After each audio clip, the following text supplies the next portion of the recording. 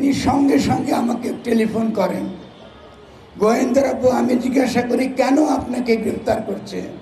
তারা বলছেন তারা একটা ক্লিপ দেখিয়ে বলতেছে আমাকে লোকজন ওখানে এসে পিটিয়ে হত্যা করা হবে।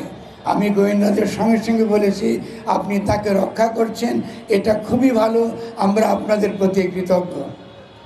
কিন্তু আপনাকে অনুরোধ করব, আপনাদেরকে অনুরোধ করব, এখানে কোনো মামলা হয় না, এটা একটা নাটক, পালামানি নাটক।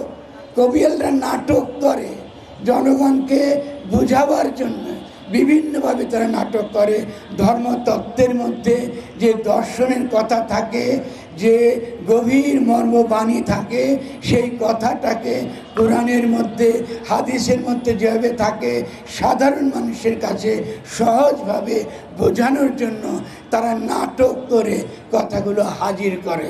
এটাকে বলে পালা গান, অনেকে বলে কাটান গান, অনেকে বলে তর্ক গান, অনেকে বলে কবিয়াল গান। এটা আমাদের দেশে 1000 বছর থেকে চলছে, নতুন কিছু না। আমি তখন গোয়েন্দাদের বলেছি তিনি যদি একটা খারাপ শব্দ ব্যবহার করে থাকেন আমরা সকলে মিলে তার পক্ষে ক্ষমা চাইব। আমরা বলেছি, আমি বলেছি, তার সাক্ষী দিয়ে সেদিন টেলিফোন ধরেছিলেন তার সাক্ষী।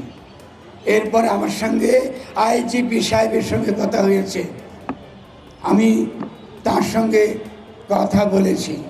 তিনি বলেছেন তিনি খুব খারাপ কথা বলেছেন। আমাকে কী খারাপ কথা বলেছেন? তিনি একই কথা, আপনি কি শুনেছেন? হ্যাঁ আমি শুনেছি। এটা তো নাটকের একটা বাণী।